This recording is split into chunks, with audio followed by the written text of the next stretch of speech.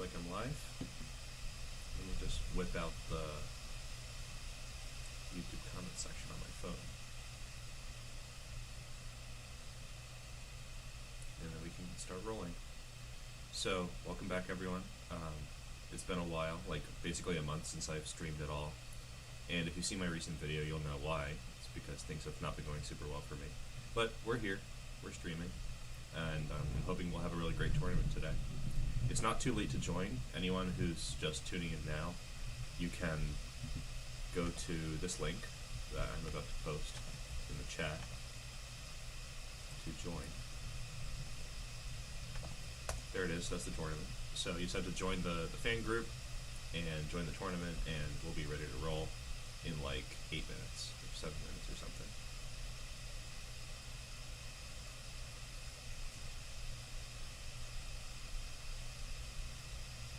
And I'm staying with a friend because my apartment was wrecked, so our Wi-Fi is not amazing. I hope that everything will work out. I'm just winging it, so if it's not amazing, that's okay. That's just life, but you don't know until you try.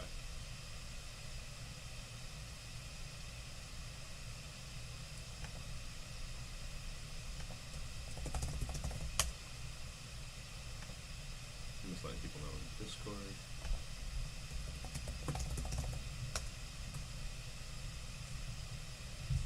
And one of our viewers, Vedant, generously made a scene transition, so let's see if it works the way I expect it to. Which depends entirely on my competence, so let's see. Boom, that's a scene transition, if I ever saw one. I wonder if my audio cuts out when I transition. Probably not. Anyway, that was pretty cool. Never used one of those before. Getting a little fancier. So right now we have 9 players in. I think I'm going to step out to make it even, and also because I want to give commentary on the games and not just stare slack-jawed at the screen, like, while everyone is watching. So I'll probably excuse myself. But we have a few really strong players in the lineup. First is Russian Bias, one of my longest-running friends at this point from Rutgers. Zippy, who I can never remember who they are in real life, but, you know, strong player, 2153. Anand Rajan is one of our active Discord members. Vedant is the person who made our Stinger transition. Kushagra is his brother. And Saket has a serial number for a name. You know, we have a lot of regulars. Moog down here. And the mystery meat. Egg Beater. Who could it be? 0 points, 0 tiebreak, 0 information. We don't know anything about Egg Beater. The mystery human. Actually, I know who they are, but I think it's funny this way. So, starting in 4 minutes and 20 seconds, which is, as everyone knows, a very fantastic time to start doing anything. And we're just chilling. I've not been playing very much recently. I don't think any of my ratings are, like, current. Let me check. How do I, like, open a link to my name? I guess I can't. Do this.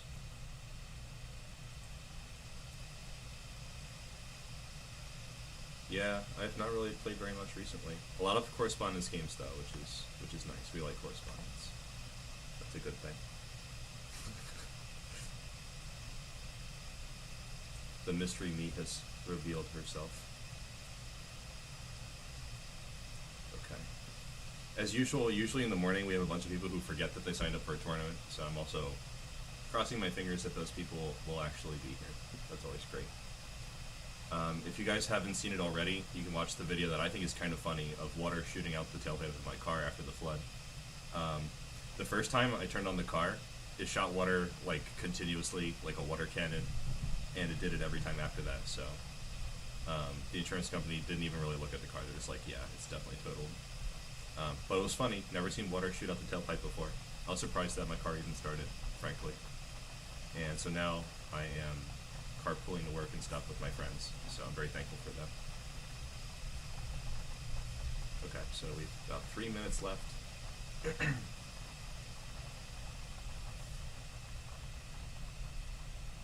Before we start, I hope that we'll have some last minute joins. Even some people who are like in the lower rating range. We have a couple players who are rated like 1300.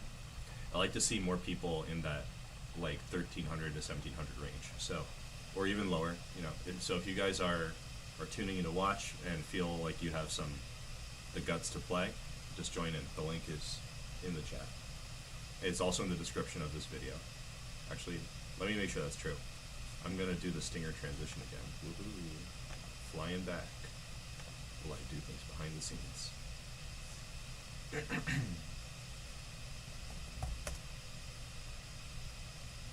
I'm just checking to make sure that the link is correct.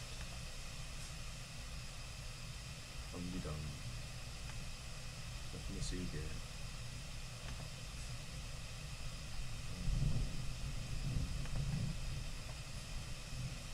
Actually, I'll just put in a comment on this video. I think that's probably a little bit smarter. Or not, I don't know. Okay. Oh, but I can't comment when it's live. That's right. It is there. Alright, thank you for confirming Invincible Insights. And I'm glad you're here. And I will also be amazed if you don't blunder. In a good way. Amazed in a good way. Okay, so we're swooshing back. Well, it's still an odd number, and we are starting in 1 minute, so I'm gonna step out so that everybody else can play every single round, and I'll give commentary without any distractions. Yeah, Samantha is the human incarnation of a blunder. In fact, I have recently seen, and I have it on good authority, that her most recent game involved no less than 50 red question marks. I won't tell you how many were hers, but yeah, certainly there were many blunders. At least according to the computer. The computer is very judgmental. Honest Bishop, welcome and good luck. I'm always giving my phone side-eye, like in the middle of the stream, to make sure that everything's going right. Okay, we have 21 seconds till takeoff.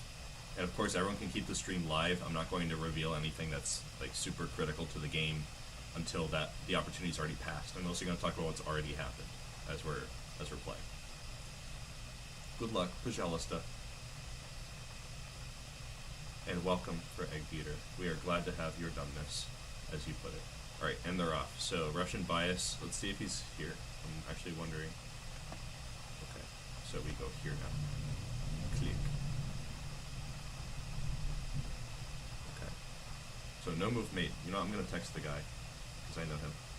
Yeah, I wonder who made that awesome stinger transition that I've already praised like 3 times in the last 5 minutes.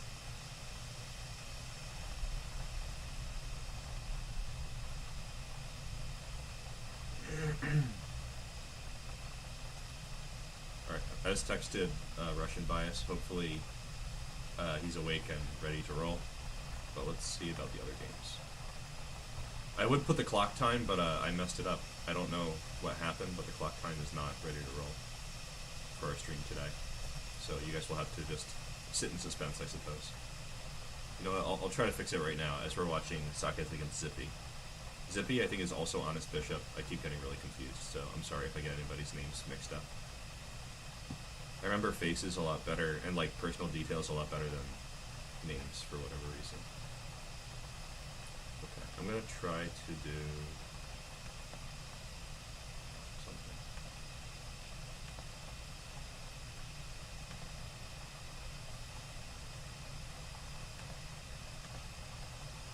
Alright.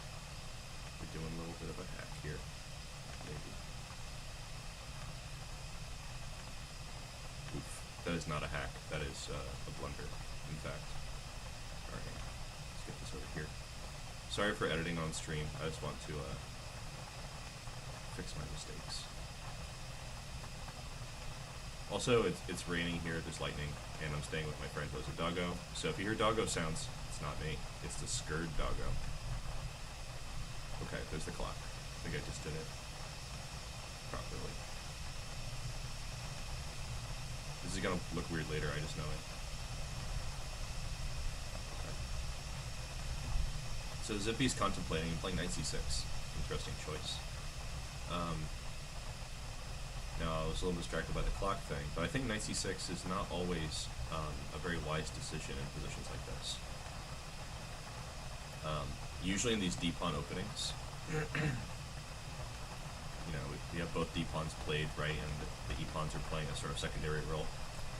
I found in practice that we usually like to get c5 in before we play knight c6, so it's possible that white will be able to take some advantage here.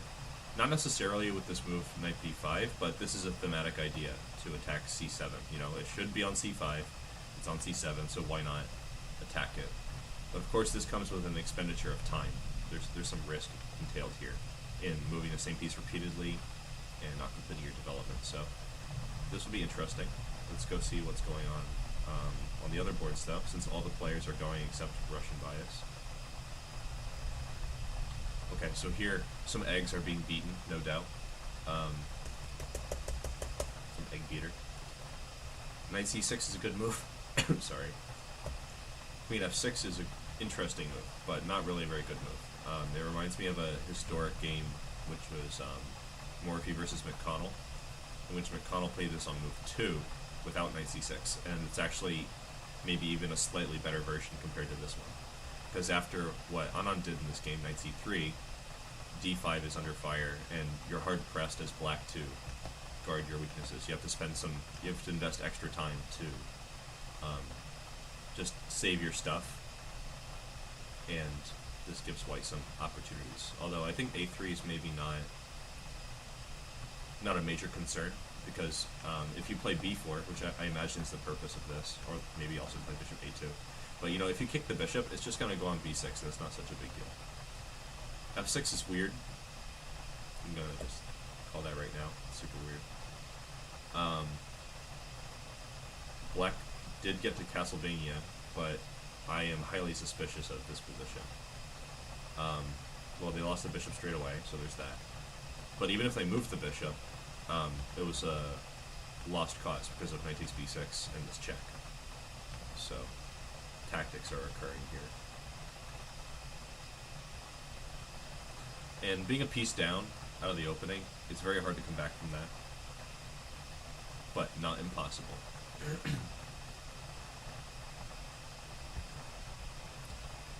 Probably this is the best way that black could have lost the piece, because at least the queen is applying some pressure from this active post. This is probably the best move for white. Looks very strong. You know, king's blushing. That's always a good sign. We'll come back to this and see how it develops in a couple of moves. We have yet to see Vedant versus Chess King, which I believe is this a revenge game? I'm trying to remember if you guys... No, I do not think there was a Vedant versus Chess King fan battle. Anyone who's really interested, we've done one-on-one fan battles with commentary in the past, which was pretty great. Crowd's Got Talent? Yes, you can absolutely join. You just have to find the button for that.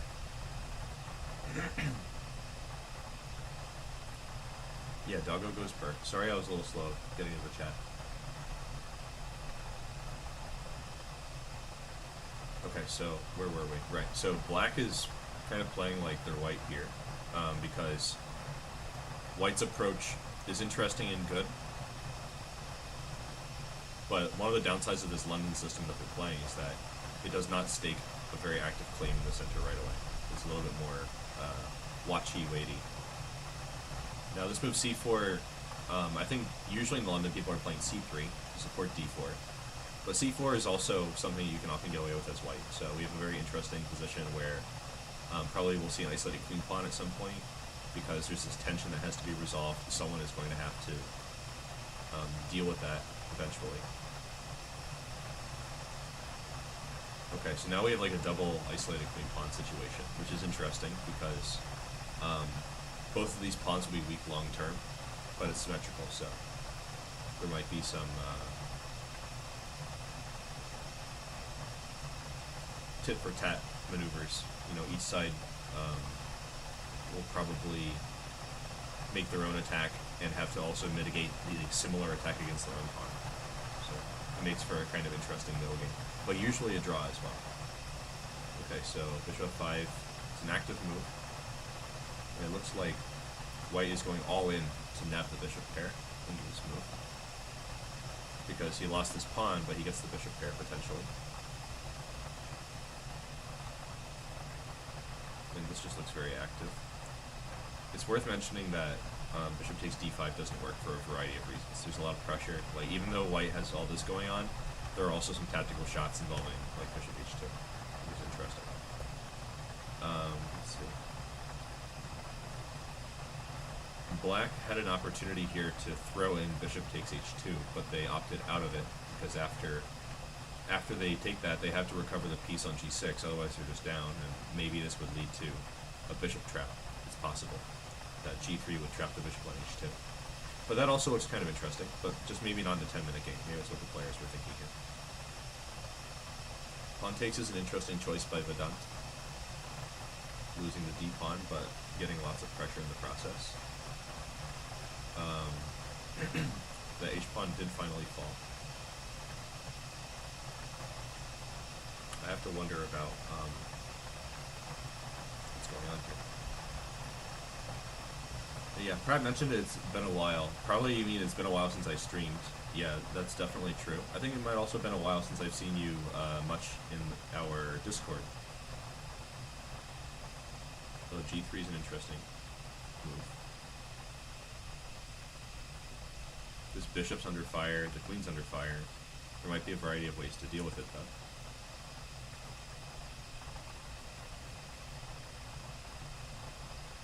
Some tactics, perhaps. Vedant is way up on time here. The chess king is biding his time.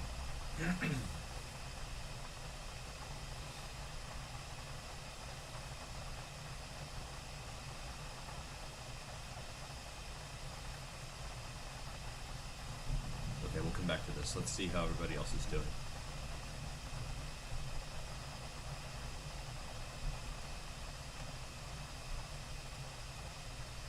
So Amazing Actor has joined the fray with a half-point first-round bye, so that's interesting.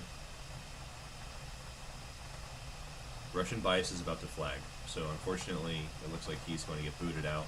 And a number of players will unfortunately stay even, so thanks to Amazing Actor / Pratt for joining it. Kakashi fanboy, I wish I didn't have to say that out loud. You could definitely still play. Let me just do a little magic and share the link with you. It's probably a little bit higher up if you scroll in the chat, but I can definitely post the link. It's not too late to join. I believe you can join in the first 2 rounds. There you go.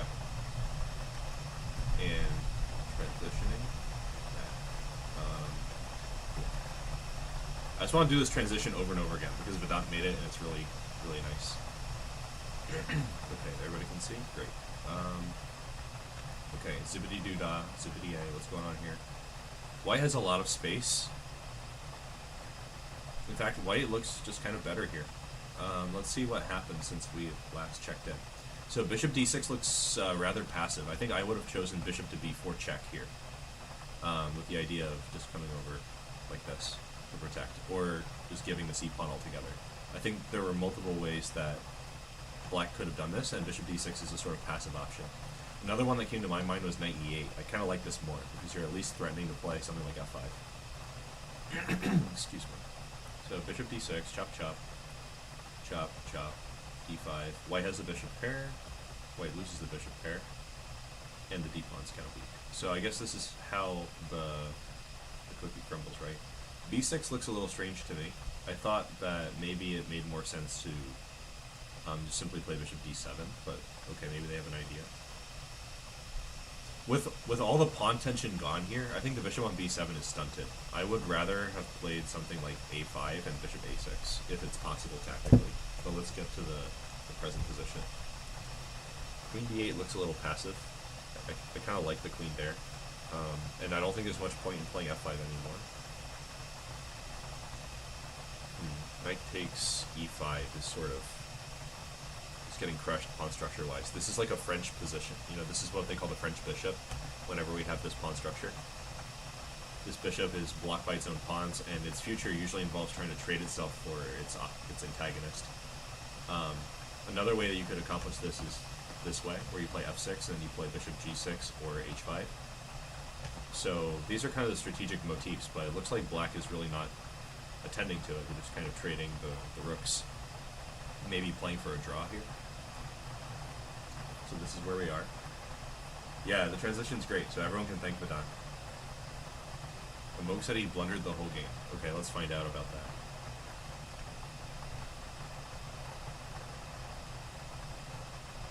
Where'd it go? Oh yeah, I could probably click on his name, right? Is that how it works here? Yeah. I guess Vedant. Okay, so we're going quick. We're going quick. Chess King is white. That's a Moog. Lost a pawn. Got a... Oh, looks like he stepped into a double attack here. Is that right? Queen h4 and lost the rook. Terrible. Both rooks. Yeah, it really just collapsed all at once. And not even that much time pressure, so that's a shame. Okay, let's go back and see what's happening here. So Egg Beater is beating on, making egg-like moves. Okay, so does not shock me that there were further losses here. But I'm also surprised that that white played queen to d5. I thought that white would just play like, maybe not this move actually. Oh, I know there's a checkmate. It took me to the end screen. Well, that's it. Our classic ladder mate for Egg Beater. The egg has been beaten. Okay, I think we still have one game in progress. Okay. So this is Socket versus Zippy, who's also honest bishop, if I remember correctly. I apologize, I have a little bit of a cough. Interesting strategic kind of position. The pawn structure is pretty well defined. I think the only things that could change the pawn structure are coordinated advances to try to trade some pawns. It's interesting to note how black is controlling these three squares, but white is constantly threatening to invade on these three squares. h4 looks like a move with no penalty to me. Whenever you play a pawn advance like this, it weakens some squares behind, like these squares. But there's no way that black can really exploit the opening of these squares. So h4 is just like a solid attacking move. The reason that black quickly played king g7 is probably to avoid h5, which would try to open up this position more and create a new frontier for invasion. So king g7 dodges that, but white's determined. They're playing h5 anyway. Yeah, too many names on. That's right. It drives me nuts, especially so a lot of the younger people who watch the chess streams, they'll change their name like every 2 weeks. It hasn't been like that much recently, but like even with Socket, he'll be like Yeet, and then Yeet Master, and then Yeeter Master, and then Yeet something. But at least he's always Yeet. Some people, they just change their name completely, and it's very, very confusing for me. Back in my day, we all had one name.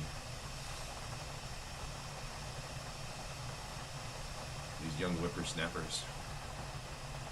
White's attack is looking pretty brutal now. I think White's intentions are very transparent. They're lining up on the light squares. And this bishop, I sort of prophesied that this bishop would be pretty useless, because there are some key ideas to get it involved, and black did not use them.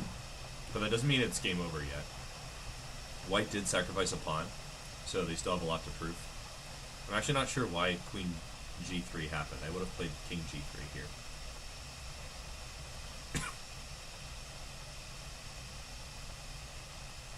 Yeah, I also like how Sockets play. Interesting game.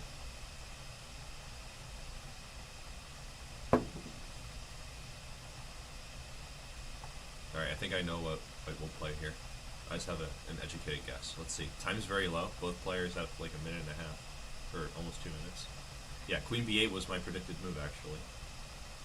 This looks pretty strong. I recently played a game where I allowed this kind of thing. I only luckily win. Alright. Take care, Vedant. Good to see you. Good luck with your vaccine. Oof, I missed this shot. Queen b8 was on my radar, but I did not really notice. Maybe it would have been better to play king g3 to avoid this shot.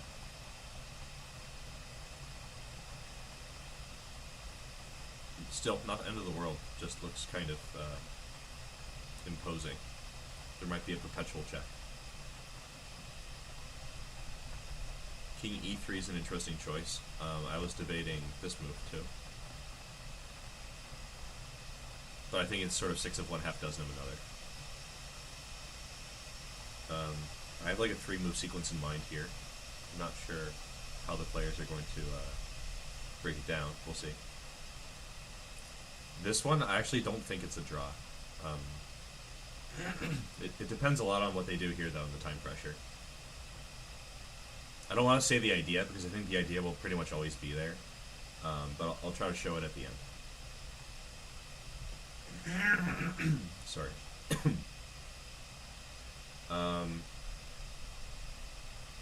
But here, I am not actually in a new place. I'm just staying with friends because, you know, like, basically everything was wiped out. So I have to just do whatever I can at this point.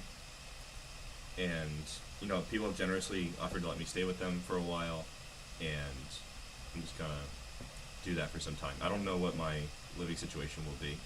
That's part of why I was not sure I would even be able to do this stream. And last Sunday, I actually completely forgot that I had scheduled something. Which, by the way, I rescheduled for next week. So if anyone was here for that stream and it didn't happen, I apologize. It will still happen. Should just be next week. I'm a little unsure about the, like, my connection and my ability to, like, sit down and stream regularly at this point. But I'll just try to keep it up. We'll see. Yeah, Honest Bishop, you're onto the right idea. Anyone who's not playing the game and can look at the chat can look at that. But I think that they should have done it differently. I think at this point it's a little bit hard to consolidate this situation. Maybe some more running will do the trick. I don't know. Right now it seems like the players are accepting the draw. We'll see. It's possible that white could still escape somehow. But black could also, like, no longer be obligated to give checks, which is kind of interesting as well in the time pressure. Yeah, queen c7 is the move that I was thinking. You know, they snag some pawns on the way, and now b7's not hanging. Still, the bishop on b7 is basically dead. So this is anybody's game with just 9 seconds for white, 12 seconds, 11 seconds for black. Okay, looks like 2 can play this game. In fact, only 2 can play chess.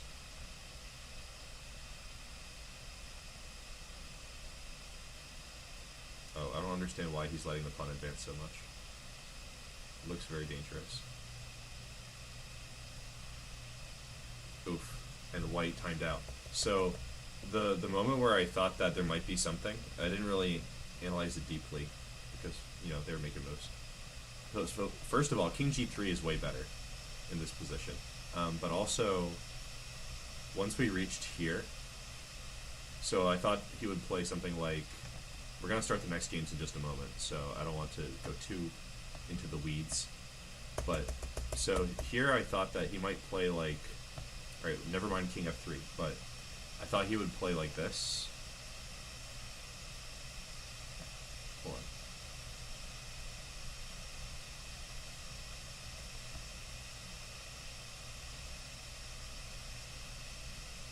I thought like this kind of idea, where if they do this,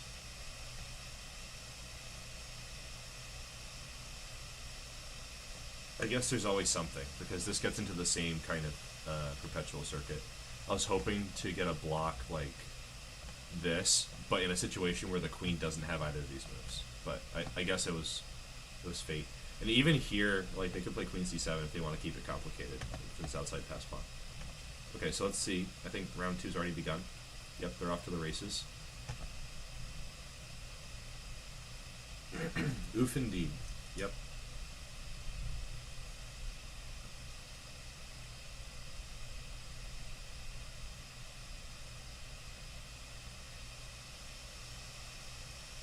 Yeah, I was not home when the flood happened.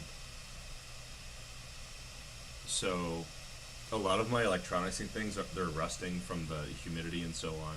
So It might some things are they survived, but they might also end up just depreciating beyond use like pretty soon. Like I have a chair that has already begun rusting, and basically it's not going to survive. But I'm using it as long as I can. Things like that.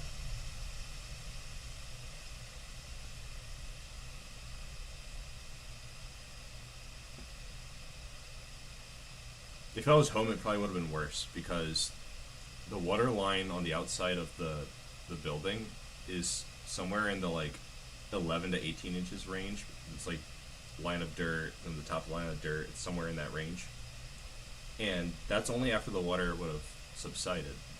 So it was almost certainly higher. Like some things in my apartment had like a 2 foot water line.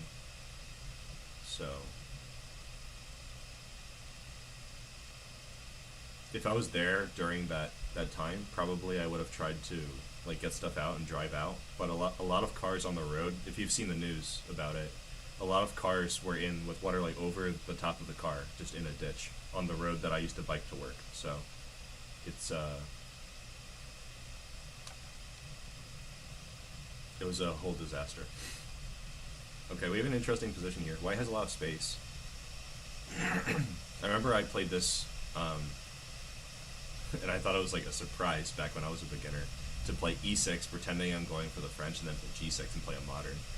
But e6 is kind of unusual in setups with g6 because you end up with all your pawns on one color, and that can easily lead to a weakness. Usually people are playing d6.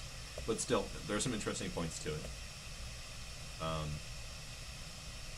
It looks like black is forestalling castling because of this kingside attack pressure. Getting the d5 break is pretty useful too, so I'm not sure that white capitalized on the unusual move order. He might have taken some precision to do that as it is.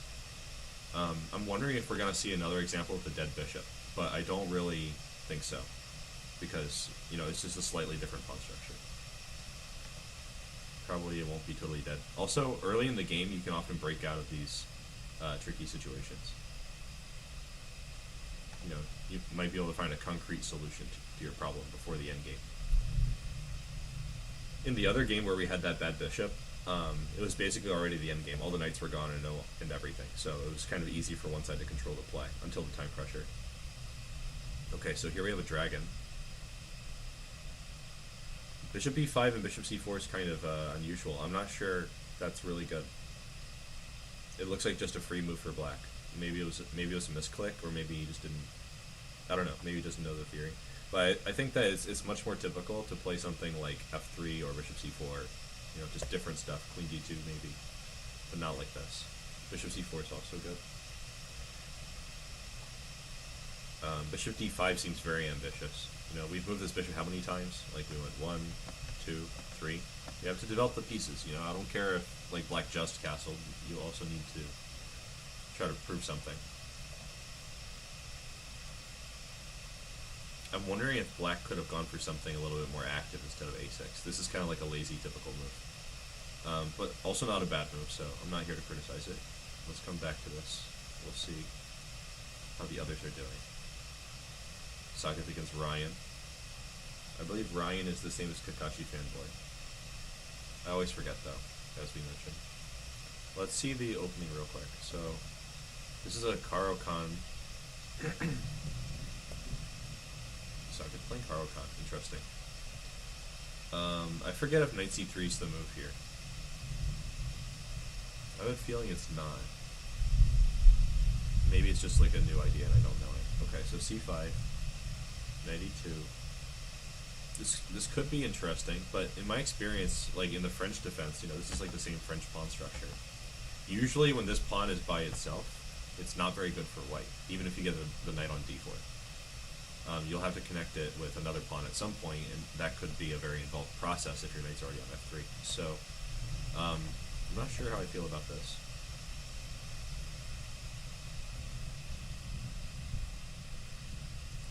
b3 looks very unusual as well. I wonder what the idea is here. Yeah, I was concerned about this bishop b4. But, maybe it's actually kind of a trap, because after bishop b4, this bishop is black's better bishop. You know, all the pawns are on light. This is the stronger bishop in general. But now it's getting traded for the bishop that's not as good for white. So I guess this extra tempo and stuff was actually not beneficial to black. White's getting c4 very easily. Okay, bishop d3. You know, after this big success in getting rid of the dark square bishop, I don't think I would trade my light square bishop. I think I would just let it sit for a moment, at least to see what they do. Maybe try to provoke some advances. I think it's more thematic to play like knight h4 and take on g6 with the knight, because then, you know, you have a good bishop against a slightly inferior pawn structure and so on. So this is like maybe some wasted opportunities here. Very interesting though. Okay, let's see, what have we got here? Yeah, I think it would be cool to do a series winners roll in the Discord, for sure. So, since Vedanta's been keeping track of, like, all the results in the games and making studies, which, of course, everyone can go check out. Lichess is free. The studies are out there.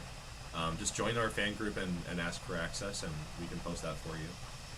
Anyway, so since we have all that information, we could definitely make some kind of championship thing, where, like, all the winners of the fan battles can play in a bigger tournament. But of course, I'd like to see more people participating in our regular tournament too. We could even do categories. You know, we could say like people in this category can play this championship and so on. We could make it a big thing, but I'd like to see a lot of players before we do that. Right now, we have a sort of small number. It's a good number. You know, we get to play a bunch of games, and they're high quality games. For 10 minutes, you know, 10 minutes never really that high quality. But I want to see this be like a big event. So anybody who really likes this, share it with your friends who play chess. I would like to see people who I don't know joining it. That'd be really cool. Okay, so Saket's thinking for a long time, as Saket does. So I guess we'll come back to this part. Rook d2 is just saving the pawn on a2. I think that's basically the reason. Okay, rook d8's putting pressure, getting a piece involved that was previously kind of sleeping. So that seems good in general.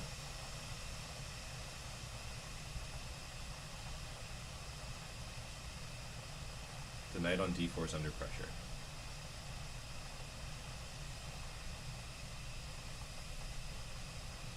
And I think it's substantial pressure, so we're going to just sit on this game for a minute. I think Saket had a particular idea in mind when he played this.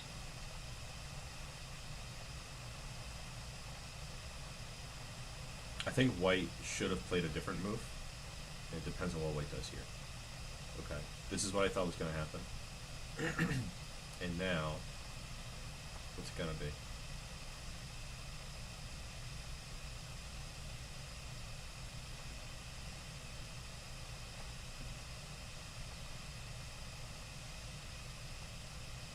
So this pin is just kind of very persistent, right? We have a bunch of important things all in one line, and this is what rooks are good at, attacking the whole line. So I'm wondering if black is going to go for it in some way. But first, let's go check out the other games.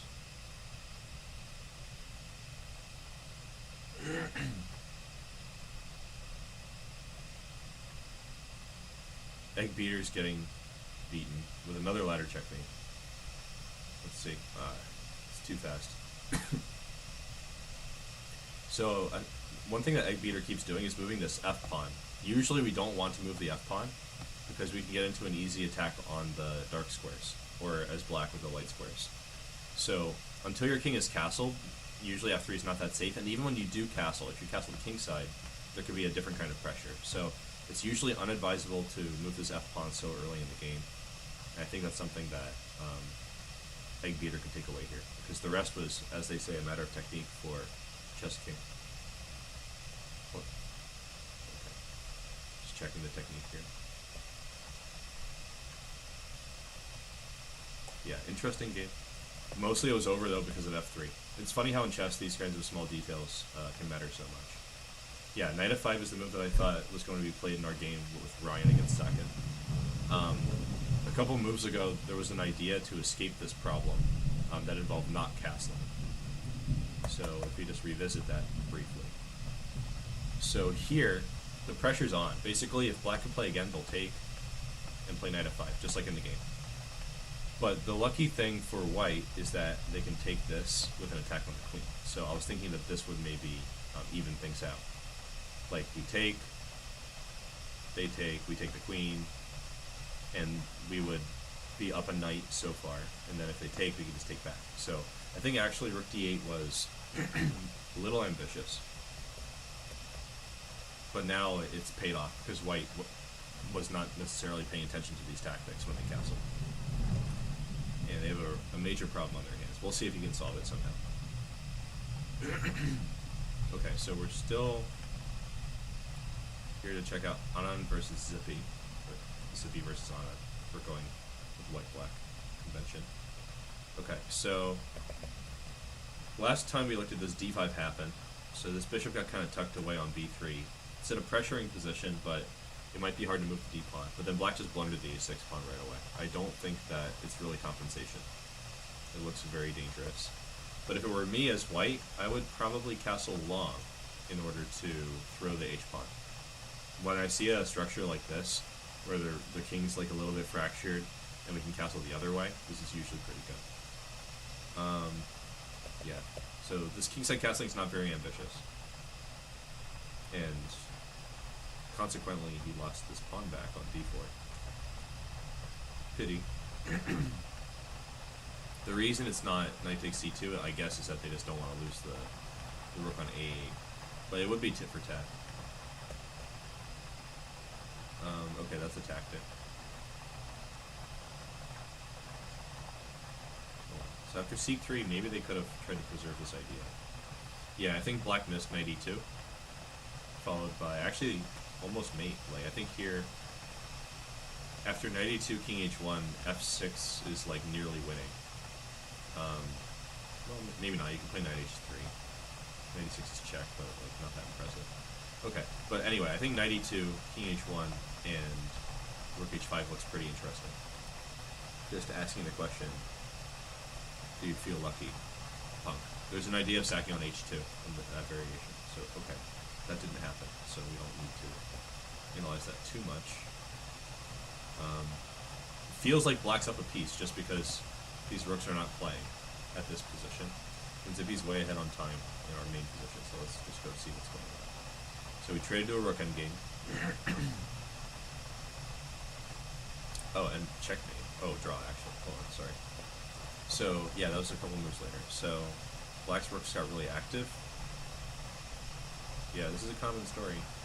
I wonder if black could have pushed for more, though. Like, this draw offer happened. Like, so if king f1, rook takes h2. Yeah, it's uncomfortable, that's true. If you play king h1, then rook takes h2. So probably, it's like, white is actually in a worse position, and black is lucky for a draw. I think after, excuse me. After this move, they could play like this. Oh wait, they could just take this rook and play rook b2. This is probably better for black. I just have a lot of faith in this knight pawn. It looks pretty strong, even if it ends up. And also, this is 2 versus 1. But the activity is the main thing. Yeah, not a lot of time, so it's understandable that you didn't make it happen. Hey Jay, glad to see you in the chat.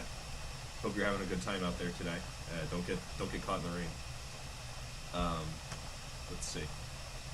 How's the next game going? We have 1 game left. It's amazing actor. I don't know how amazing his acting is, but you know, I'll take his word for it. Did we miss this whole game? No. So knight takes f6 should not ever have been allowed, but I can see that e7 was under pressure. So probably the prudent move would have been knight f6, which would allow knight takes f6, but then after e takes f6, it's not the end of the world. So this is a blunder, unless I'm missing something. It seems. I was thinking like c3, not bishop d5, to protect b2. Bishop d5 is aggressive. Not bad. c3.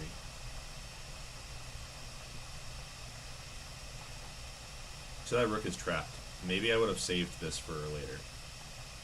I mean, it's not trap, but the bishop on h6. I kind of wish I could keep the bishop on h6. So maybe I would play a move like, I don't know. I was thinking something like f4, but it's probably not coming together. Maybe rook e3. I don't know. So this is fine to me. Pawn takes d6 is snagging a free pawn, right? Yeah. e6 also looked kind of tempting, but pawn takes d6 is better. So probably here, Amazing Actor is missing more tactics. Maybe they should have taken this to avoid that fate. Or actually, probably something a little bit more active would have been like a queen move, like queen c8 maybe, and respond to e6 with bishop to c6, and just say, neener, neener, you can't touch me, something like that. So, okay, bishop e4, rook f6, blah blah blah. a5 seems good, just don't lose that pawn. But they're really low on time, so let's maybe speed this up a bit.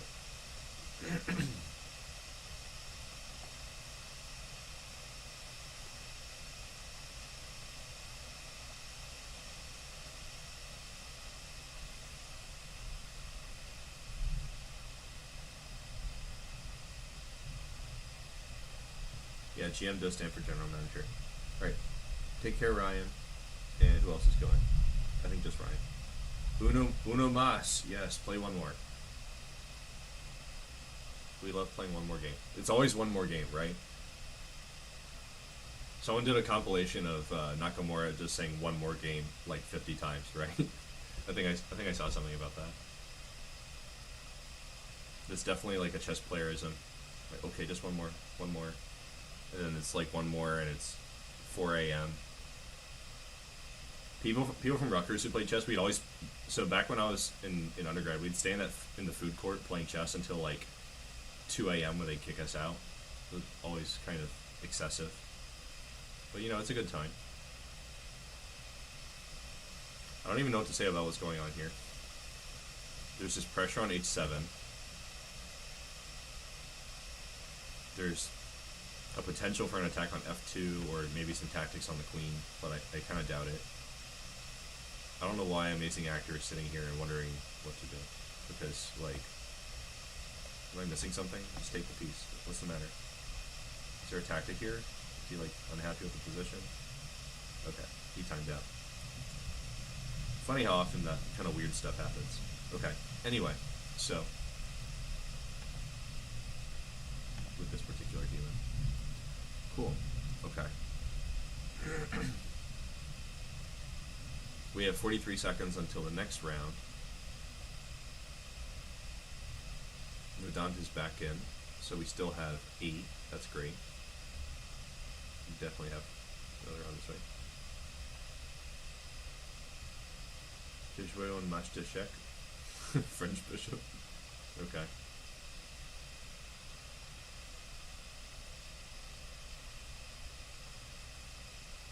Speaking of these, like, so the language jokes in chess just run rampant because all the openings are named after countries if they're old enough.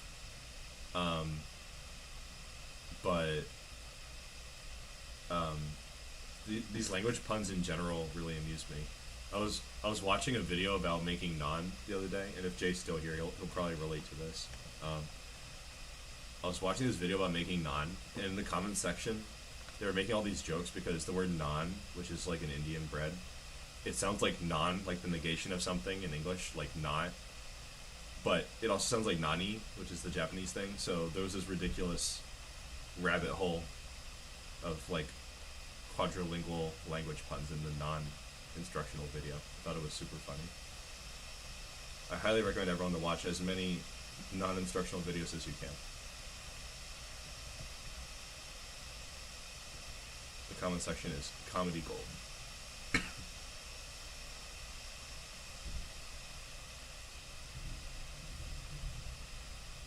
I don't think I've ever seen e5 against this opening. Maybe I just don't play enough chess though.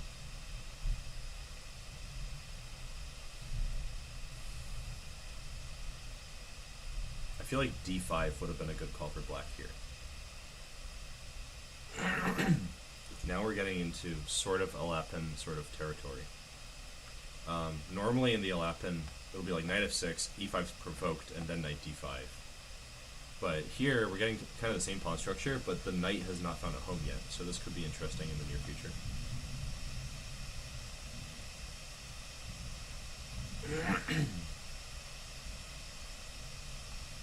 Oh, I like playing positions like this. This is really funny. This Shigorin is rather dubious, but it's fun to play. e5 before bishop g4. Interesting. I wonder if that's more or less precise. Maybe I just don't remember my theory. I thought bishop g4 was good. Anyway, I like this position. Yeah, I think that black should be pleased with their opening play. This is pretty nice. Vedant played kind of normal moves and got a slightly worse position as white, which is pretty rare. Most openings. But still, a lot could happen right here. Because, well, this e-pawn is an asset because of the space that it confers and the fact that it can be supported with f5. It could also get overextended. And black's queen is in the center. That will be good if the queen can stabilize there, maybe, but yeah, bishop c3 was basically forced, because if you move, so the knight d2 unpinned the knight on c3, so knight takes d5 was on tap, and if you move the queen, you lose the e-pawn, so all this makes sense. And the counterplay for white generally comes from playing c4 and maybe just continuing to press. Let's see what they come up with. Yeah, d5 is definitely the pressure move that I was thinking. It doesn't mean that it's like this is bad for black or anything, but white has the bishop pair now, and has at least equal space. Their pawn structure is a little worse because of the double pawns, so there's a lot of fun times ahead. It looks like both sides are going to get to castle. Bishop e2 and castling, black can already castle. There's a middle game fight ahead. I think one of the caveats of d5 is this is actually giving black a tempo towards putting the knight somewhere over here, or pressuring d5. There's a lot of cool ideas going on. Let's see what the other games are doing. How's Egg Theater? Oh, Mega Neidorf joined in. That's great. Great to see Mega Neidorf. I hope you're in the YouTube chat. Where's Egg Theater? I think Egg Theater might have paused. Did Egg Theater get a buy? Oh, it's just... Oh, third round buy. Okay. Got it. I wonder why. I thought we had an even number. Oh, because Mega Neidorf joined with a buy. Cool. We'll see how Mega Neidorf is doing. It's been a long time since I played Mega Neidorf. Is it ironic that he's not playing a Neidorf? Call him Mega Sveshnikov. Mega Pelican. Mega take a piece. Mega play 97. Here... Okay, this all makes sense. Bishop f5 looks good. I was kind of wondering about pawn f5, but that's probably like too crazy. g6 might be more flexible. Like, we don't know where we want this bishop yet. Maybe f5. Yeah, actually, I kind of like g6, because if they play bishop d3, bishop f5 comes with tempo. So maybe bishop f5 is not that precise, and g4 is kind of like amazing actor saying so.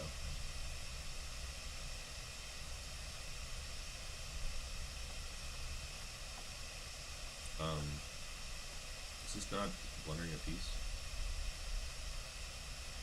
Probably some weird stuff coming up here. c5. Maybe here f6 was good, and not here, because that's the tempo. But, you know, people have lost more material on purpose, so maybe it's maybe it'll turn out well. So this is dodging knight c7. That would have been a royal fork. No one likes to get royally forked, right, guys? Yeah. Okay, I'm seeing reports of crazy games, so I am going to go over there and check it out. Oh no, Mega Neidorf lost his queen. Makes me wonder if maybe he's not been playing that much. Agony.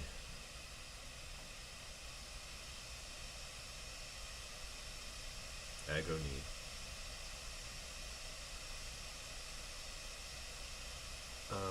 So the game that was reportedly insane is against Zippy. So let's see some more of this. Bishop f5. I thought maybe knight f5 was on tap, but this also looks good. Developing pieces. We like to develop. The queen had a choice here, but queen a3 is not really a choice because bishop c5 is a double attack, and we don't like that. So I think this was kind of forced. Queen a3 looks dangerous. There's a lot going on here. Yeah, it's a double attack. It was like in the cards. Probably it was best to come back and play queen to e8. If I just had to guess. Queen e8, knight b7, and at least you're not dead lost. You know, you could make some moves. But, you know, black got in trouble pretty quick here. I'm wondering if maybe,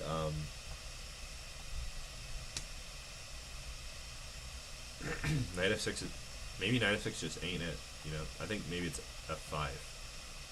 Or, I don't know. It's a hard opening to play sometimes. I've had good fortune with white against this opening, personally. A little bit of misfortune, but mostly against strong players.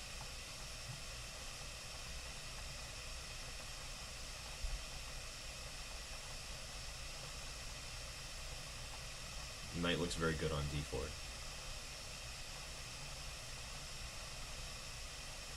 It's surveying all the light squares magnanimously. Okay, let me just check out Anand versus Kush. Where were we? Yeah, so we were just talking about this Alapin-esque opening. Yeah, and this is a position you can get from an alternate move order, so this is definitely like Alapin territory. I wonder what the recipe says about c4 though.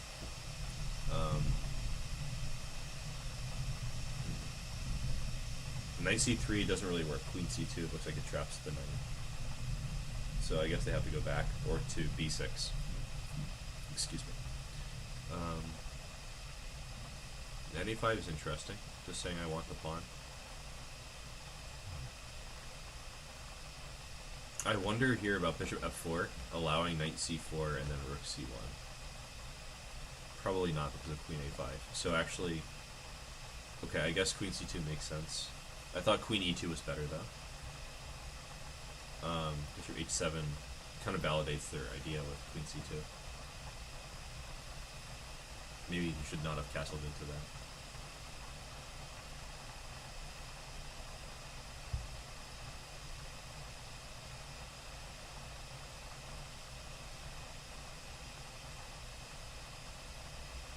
Okay, let's go see the other games. You know, tournaments are kind of opening up again, and now that everyone's getting vaccinated, you can actually walk around and look at games for the first time since late 2019, if it behooves you, in the US. Okay, this looks very interesting. White got a fantastic position right away.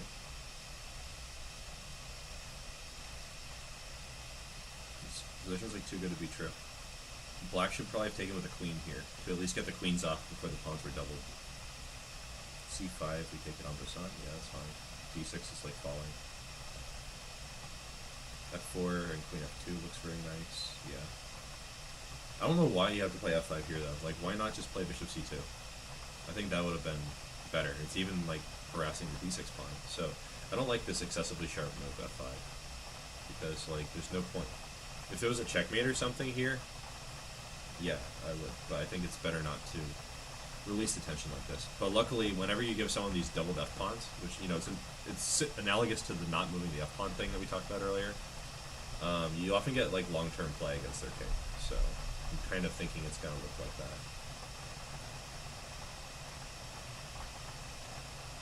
Okay, what's going on here?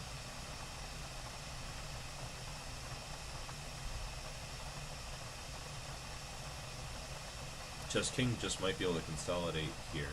Oh no, but he's still down a piece, right? So, hold on, when did he lose this piece? I feel like they didn't even notice.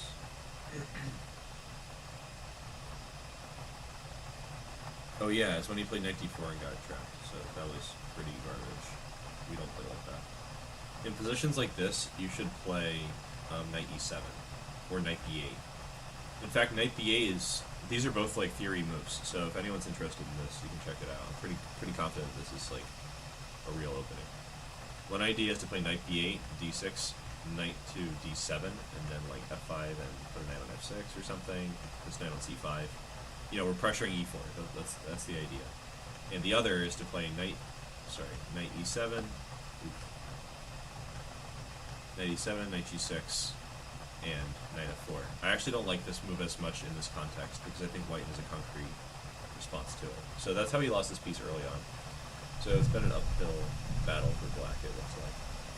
I guess that's part of why Socket is kind of lackadaisical about converting his advantage. Okay, so this might be a done deal. We'll see. They still have a lot of time to figure things out. Could there be tactics here with Vedant? Zippy has 2 minutes on the clock. After we reach this one, we already looked at this position, if I'm not mistaken. Knight looks great on c5. I would not have given it for that bishop. Not for my life. In fact, I think there's a tactic here. I think we can play f5.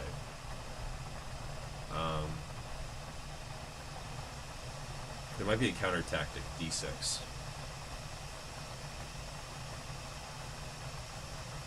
So we take it, and if they take, we take with check. So something's going on here. I think probably that was a very underwhelming sequence. Excuse me. And now black's just down in exchange, and the knight's not very good. I probably would have tried to keep that knight there somehow, like maybe play g5. At least to like make them weaken their position. Because if they play g3, I mean knight f3 wins the queen. So I think maybe knight f5 is too timid. And here it's basically losing a piece. c5.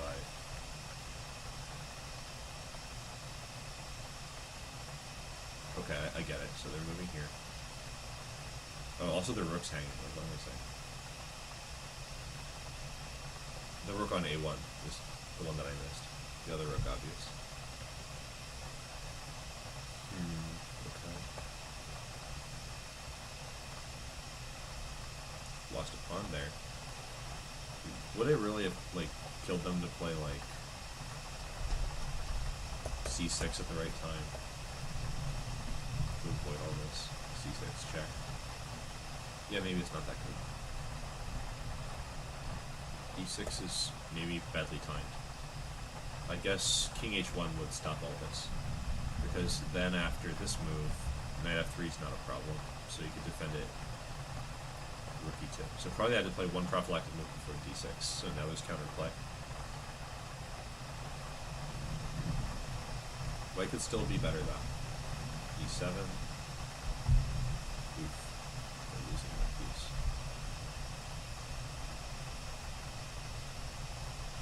So it turns out that knight and king against rook can drop, but there's 3 pawns left. That changes everything. So let's see if they actually like get close to that theoretical drawn position. We'll come back to this. Also, there might be some fortress positions possible. Some just kind of like flashed on my memory, but I don't want to say it. Let's just see if the players can work it out. Looks like this game's getting intense.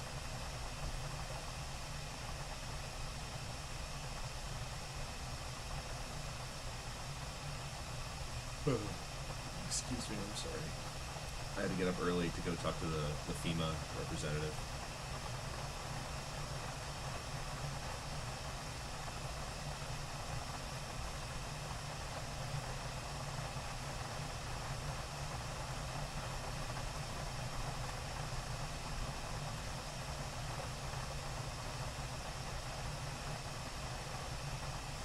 Here's an interesting moment. I think that knight takes f7 might just work. King takes... Oh, sorry, the knight's guarding g6. Yeah, maybe I should breathe a little more so that I have some oxygen in my brain so I can actually like discern these kinds of details. Okay, so everything got really crazy right here.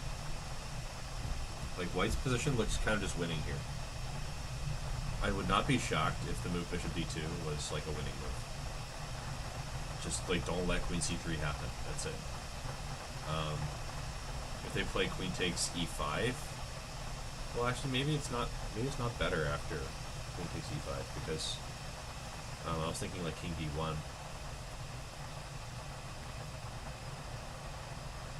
But then it's hard to keep the pressure with the position getting unblocked. So I kind of get that. So queen f4 makes sense to me, but maybe not g4. Maybe bishop d2 down. Should have been played. Okay, so g4 happened. This is a rook sacrifice. Got the exchange. e6 is very ambitious. There's problems. The king's running. But you know, if Kush wins this game, he's probably going to be very pleased. Call it Kush's king walk game. Theater Master said everyone in the tournament played yesterday was higher rated. Well, that's good. It's always good to play the stronger players. I mean, higher rated doesn't mean stronger, but you know how it is. Okay. Queen d6 first. I was not sure if he was going to choose knight e6 first. That was kind of another idea that came to my mind. But it might turn out that the knight is useful on that square. So maybe he'll hold off for some time. Or maybe it'll be completely unnecessary to consider such things because bishop b5 is very, very strong. I thought king g8 would happen. And then h7 and then king g7, and I wasn't sure about that. In that position, probably knight takes e6, pawn takes e6, queen e7 takes the cake, but I didn't see that when I was looking earlier. Here it's just lights out. You know, they're going to block the knight or the bishop, and then say sayonara. Amazing actors in the chat for this game saying, bro, this game is crazy, holy. Okay. Yeah, this is about to be over. So let's check out a game that has a little life in it. Yeah, queen d7 is on the board. I thought bishop d7 was better, but whatever. Oh, queen f7's mate. Actually, this was the last game, so let's not miss the mate. And there it is. Cool. Interesting. Strong attack from Anand. I think I said Kush by accident. I always think it's white than black when I'm reading it, but it's like the board flips back and forth, so I get confused. But yeah, this was a really nice attack from Anand. You know what's funny? People call it a king walk game, whether you like walk your king over to attack them or your king runs out and you get checkmated, so I was probably correct either way. Tied for third. Oh, left for yesterday's tournament. Not bad. Unless there were only 3 people. Well, actually, if there's only 3 people and you tie for third, that means that you tied for first too, so that would actually be good.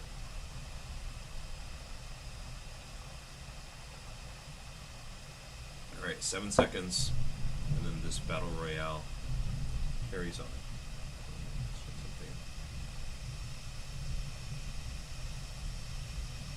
Okay, and they're off.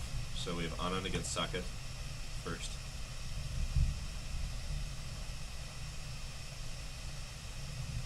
Sorry, I lost my YouTube chat. There we go. You had to play an Armageddon? Yeater Master, what tournament did you play where you had to play an Armageddon game? Or someone did?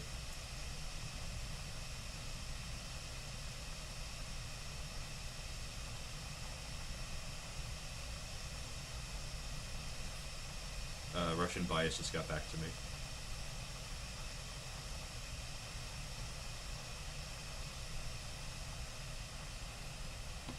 Yeah, he said he was busy with family things, so perfectly understandable. He was not available. So we have a Dutch, Leningrad Dutch, I think this is called. So this is interesting. Generally, I don't like the Dutch. I played a match against Russian Bias in the Dutch, and I did pretty well, and I don't think I even necessarily prepared exceptionally well. So I think the Dutch has some issues, and he's a very strong player. So I think even if he had an off day, I think the opening just let him down. It wasn't really him. So Dutch, I have weird feelings about it. But usually people play just kind of like normal moves against the Dutch. They don't try too hard to checkmate you. I think the reason that the Dutch is suspicious is that, you know, we're playing f5, and we often have to play some other conciliatory moves in order to avoid specific issues with the king safety after playing f5. Similar issues with the bird, but the bird and the Dutch are not so bad that they're unplayable. They're both interesting, even though we're moving the f pawn early.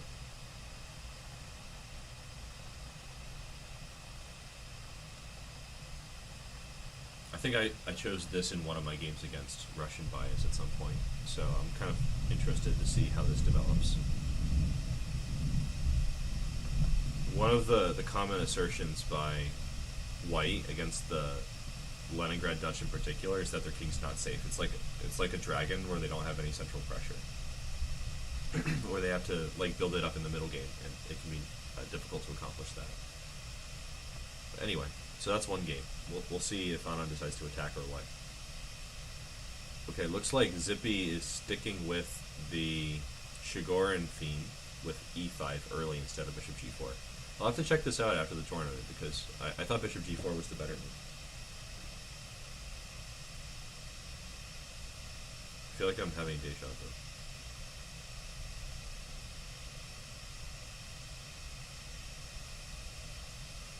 So that's a clean pawn. How did he manage to lose this pawn?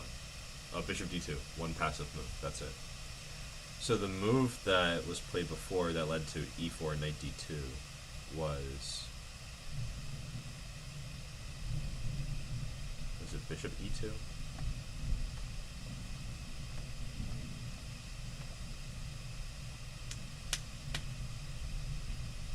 You know what? I forget what move led to the position with e4 where it didn't work out so well to play the Shigoran. Feeling a little zapped, honestly. Okay. I don't think this move bishop b5 was in White's favor. I can think of one reason why they would do this, but I'm not convinced that it's perfect. See, if they have to move the bishop again... Oh, it's a full-on piece sacrifice. Interesting. I thought he would play queen e2 to justify his play, but even this is underwhelming because of bishop e6. So I was really not totally on board with it, but now there's this sacrifice, so I didn't really think this would happen.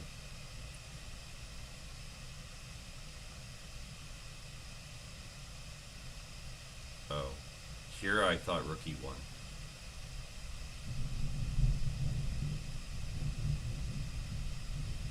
If this is like all prep in theory or something, I'm like really surprised.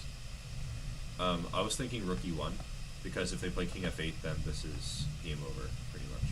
Well, actually, maybe not game over. Okay, maybe I just jumped the gun here. Queen e2 might be a fine move. Let's just take a look. So bishop e6 is like the move du jour. It makes sense, normal. Snagged one pawn for the bishop. But I think the fun's probably going to end here. Let's see what black chooses. Yeah, queen d7. I'm a little suspicious about this because I don't really see how White can keep the pressure on, and they're down a piece. This was very ambitious, which is admirable. We should play ambitiously, but it's important to be better prepared to play the ambitious stuff.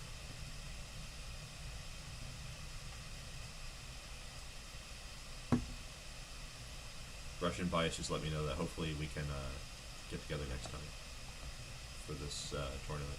And this is a monthly thing, so anyone who's not familiar, feel free to join this group so that you can get your slice of the pie in July. I'm going to do this again.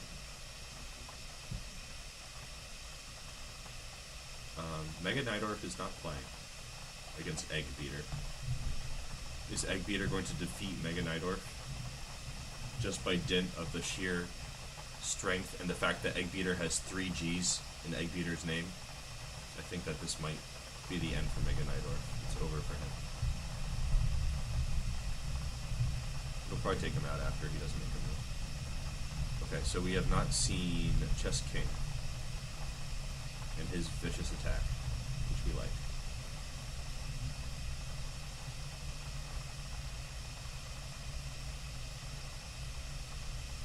So Amazing Actor went for this early c5, which is a good test for this opening, and queen b6, which I'm suspicious of. But honestly, I'm suspicious of knight f3 as well. I think probably it's better to play like knight bd2.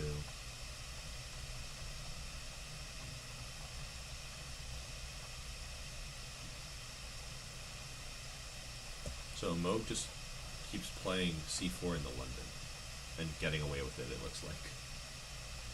Interesting.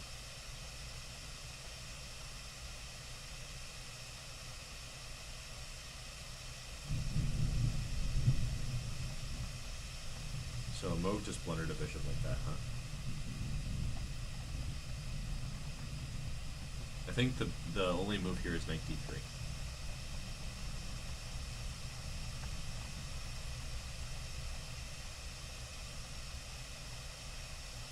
So now white's down a piece. Sad panda. So I guess he's going for his only real hope, a desperate kingside attack. This looks very interesting. You know, the moment of truth is already upon us. Ooh, I'm not sure how accurate that move was, but it looks interesting. The reason I'm not sure it's accurate is that queen to e7 is a good move, and I was thinking he was going to attack, not take the rook. Because in this final position, he's still down a piece. Like, this is very materialistic. So, I was thinking queen g4. And then, like, queen h4. Because I think this is a draw after pawn takes e5. You play queen f6, queen g8, queen g5, king h8, and, you know, that's a perpetual. But here, you know, he's just down. So I'm kind of not liking how he followed up with this interesting exchange sacrifice. And there's plenty of time to have figured out if it was a perpetual. Just maybe he wasn't thinking draw whatsoever. Who are we missing? Next on the... Okay, probably... No, we already had this game. Okay, so here we are. H3 is very passive. I thought that Saket would play queen to d2, and who cares if they play knight e4?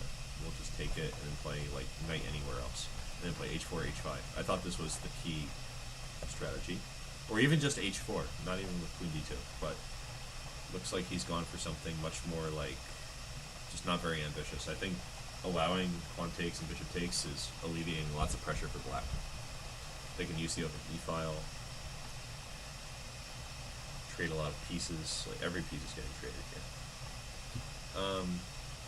Well, actually, this was Anand. Sorry, I'm getting the player switched again.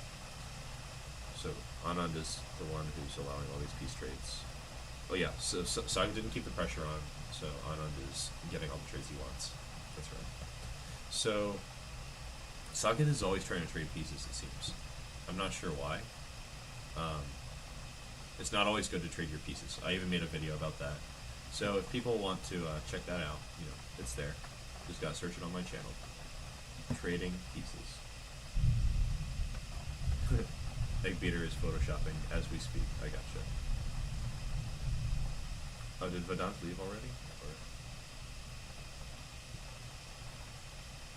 I think Vedant paused. Okay. I missed that message.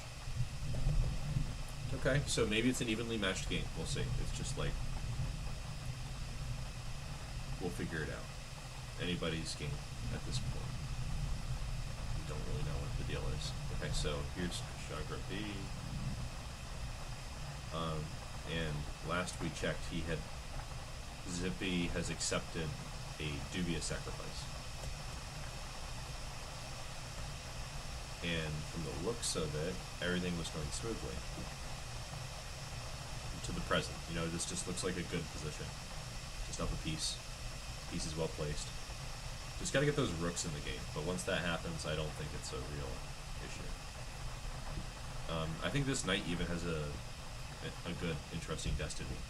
So let's just hang out here for a moment and see what he chooses.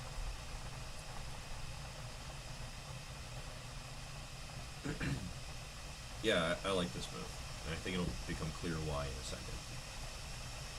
So we'll come back to that. What's going on here? So we went to Blunderville. I remember that part. And the queen got to g7. Weird. Okay.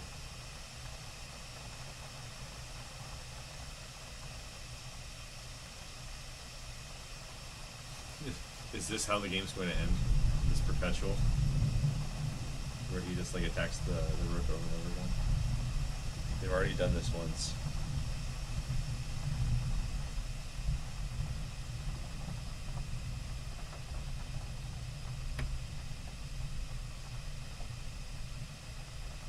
Okay, so I'm just alt-tabbing around here. Yeah, the knight going to c5 is what I thought was good.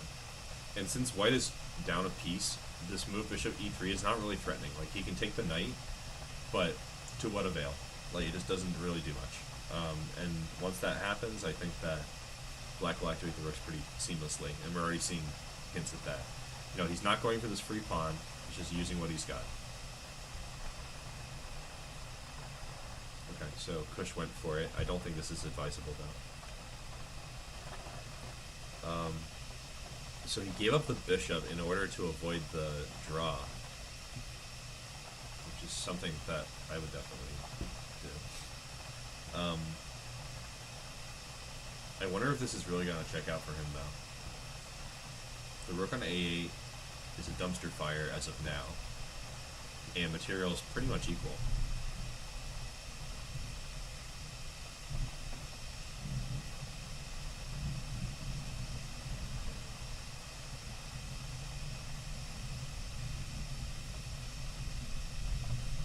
Black's king is still weak. The same doubled F pawn concept that we've talked about.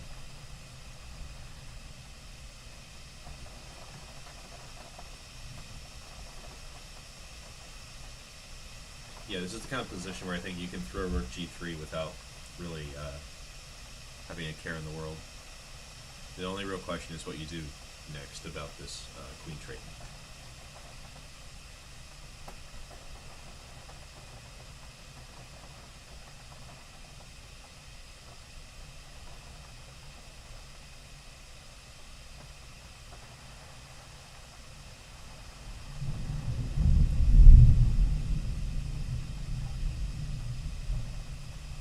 Sounds like some moves are happening here. Well, Kush is just still down a piece, and it looks like Zippy has smoothly consolidated this position. You know, he's got a pass pawn now. He has no weaknesses. Ooh, why is he moving so fast? Like, now he's just completely lost. Alright, he resigned. Well, this was an interesting game. Just the piece sacrifice was not good. Possibly completely unintentional. Okay. So queen f3 was an accurate choice. I think it's tempting to play a move like this, but then f5 probably helps black somewhat. So queen f3 looks good.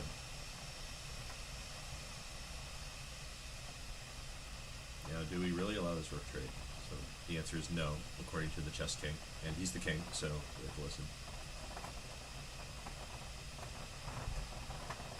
Saket is on the lamb, and it looks like it's not going great. Oh, Anand missed a tactic, if I'm not mistaken. I thought for sure he would play this move, winning the queen, but instead he played this move, which also looks pretty good. The only thing is it like lets the tension off, and white is up a rook, so it's dangerous to allow any degrees of freedom.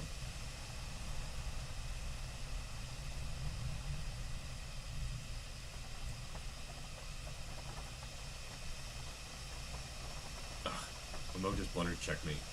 So frustrating to watch things like this happen.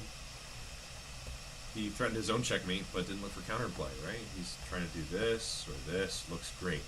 No. Queen g2. So probably he was destined to have some difficulties in this game, because he never really had a good chance to avoid trading. Okay, so this is our last game of this round. And we have one round remaining, and I'm pretty confident we'll run that final round. White is still up a rook here, but you know, these tactics are just happening. You know, now it's queen against two rooks, and there's a million pawns. It's starting to look like a horde game. Jeez, what a plot twist! Saket had such a good position. But he blundered his queen basically twice. Ooh, someone new in the area. That's nice. Believer83, if you're watching on our YouTube channel, you should join in next month. We do this every month. Hope to see you playing next time. Yes, oof indeed, Eatermaster. Oof indeed. the bigliest oof that you've ever oofed. Right here on live television.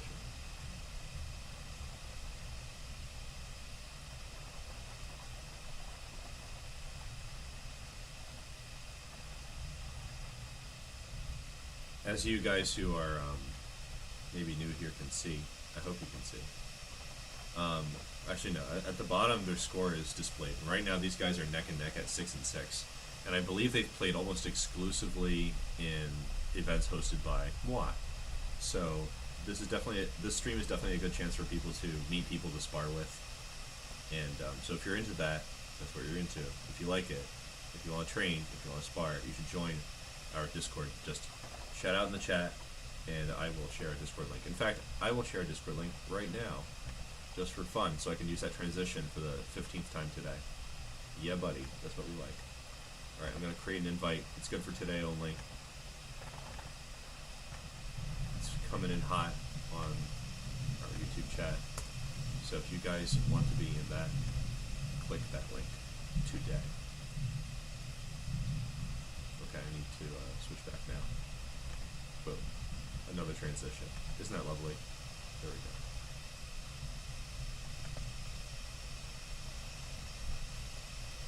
Okay, coming in hot. Saga has only 5 seconds to make a draw. Or checkmate. I don't know. Some crazy thing could happen.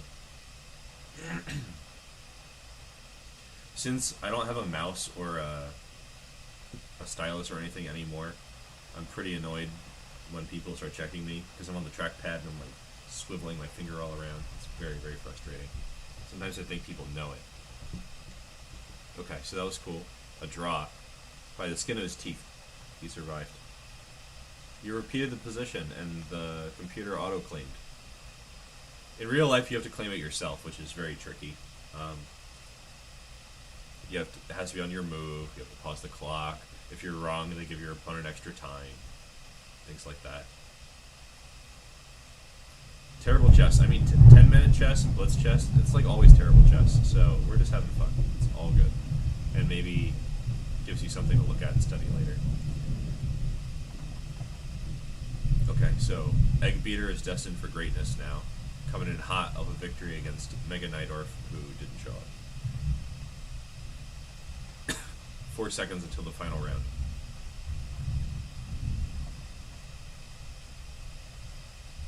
Alright, take care, Yeater Master. I hope that you don't accidentally start a game.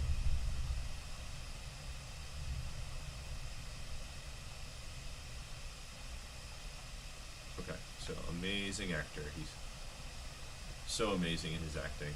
And he plays D4. I wonder if he played Anad already. No, that was last time. Take care. Thanks for coming. Always great to see the regulars. So we have another Dutch. Stick a finger in the dike.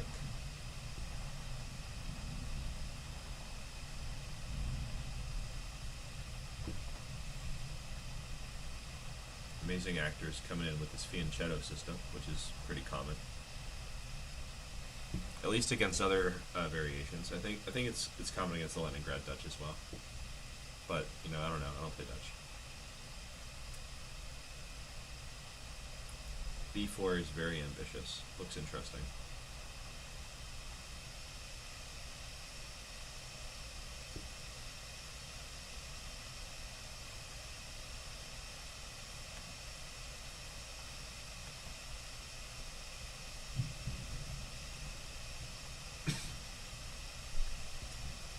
Alright, so Anand's debating what to do. Let's check out the other games.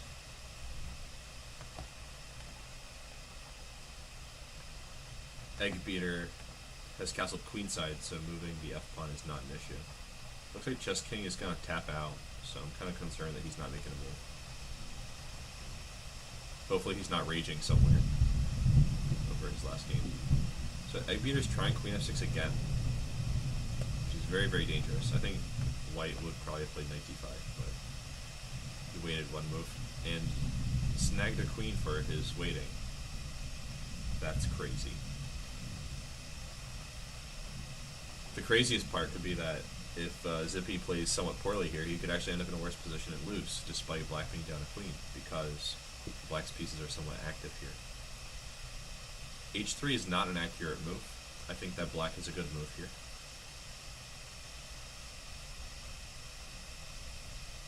Let's see what Egg Beater chooses. This is an interesting moment.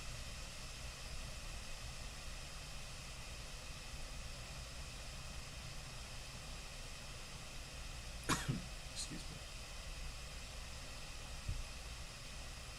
If you mean 12:30 local time, I guess that means you have like 7 minutes to watch games. That's cool.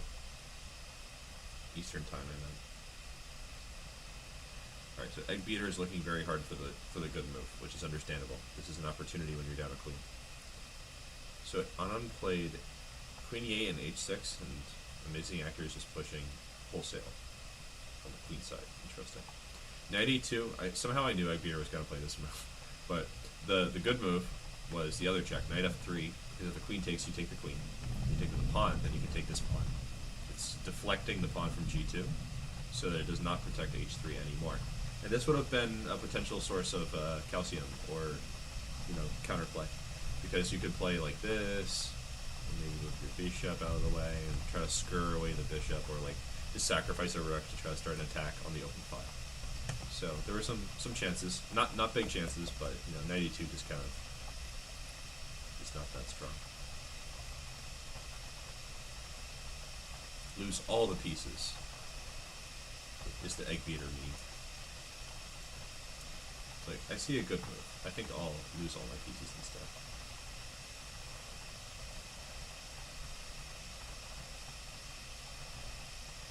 Chop, chop, chop, chop. Ah yes, the hangman pawn structure. Everyone's favorite. Knight on the rim is slim, except when their name is Jim. Is another saying that we all know. Someone's looking at you. Uh-oh. Okay, so they're going for checkmate. They're not actually going for the free knight. That's a little, presumptuous. But you know what? It just might work. Yep. That's it. Egg Beater got eaten like an egg, unfortunately. But that was a meme-tacular game. I appreciated the Knight E2 move. Lots of finesse.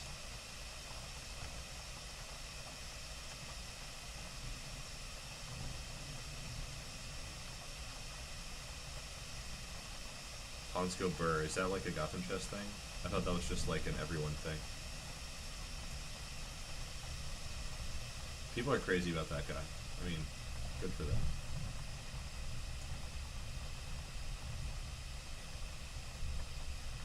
I think I once rated Gotham Chess when I was still doing Twitch a lot, but I had like no idea that he was a big time streamer.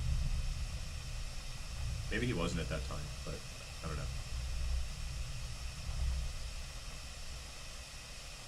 The knight on c5 looks very stonky, but knight d3 is coming in hot to get rid of it. How did we get here? Excuse me. So Anand broke with a5, and this is setting up the knight arriving on c5, which is interesting. He kind of made all that stuff happen. I think the reason that Anand played queen e7 is probably to make room on the e8 square for some pieces. He's lacking space. If I was black, I would probably have played knight b7 here, because, we want to get the bishop involved. But maybe knight d7 also has its merits, because maybe there's something wrong with this knight being on d3. It's hard to say what's going to happen. But this is our last game of the round, if I'm not mistaken. And it's the last round of the tournament, so we're going to keep a keen eye on this one. Also, I'd just like to thank everybody for showing up and doing a good job out here. I really like that we're all playing this tournament right now. F4 is very ambitious. I think E4 is exactly what Anand was going for, and now he gets it. So I'm wondering why White is doing this. He must really want to get access to these light squares or something, and maybe he thinks that getting the pawn off of E5 is helpful to his cause. Just a guess. Wild guess. The wildest guess. I see an interesting chance. Mm, yeah, maybe. It's very double-edged.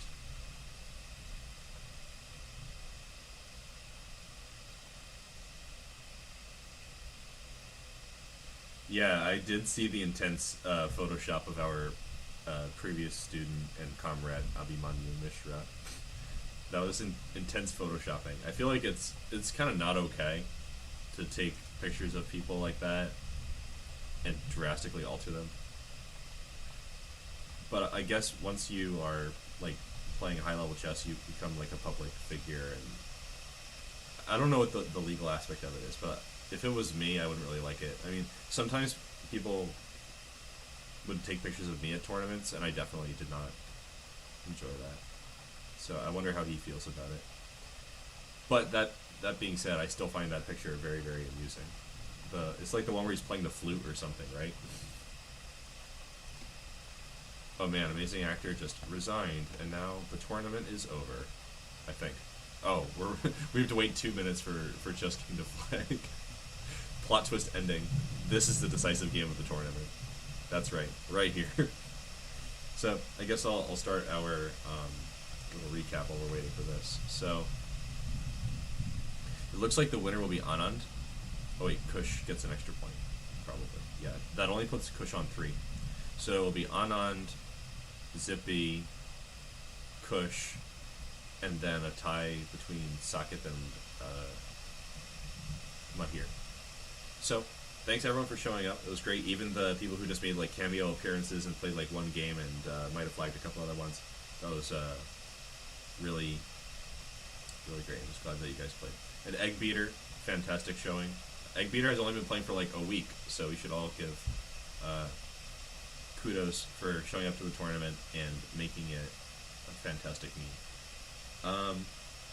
So another thing, so anybody who's watching this, maybe in the recap, and you really like this, you should join in. You know, the best part about my stream, in my opinion, is that everybody can just join and work together and use the Discord. So feel free to comment, get the Discord link if you want it. Sign up for our next tournament. I will schedule that soon. If you want updates, just join this group. I send out email blasts and stuff like that. Not email blasts, I mean like only on Lichess. You know, Lichess message blasts. Okay. So I guess that's it. Thanks everyone for coming. And if you guys like it, let's do it again sometime. All right. Take care, everyone.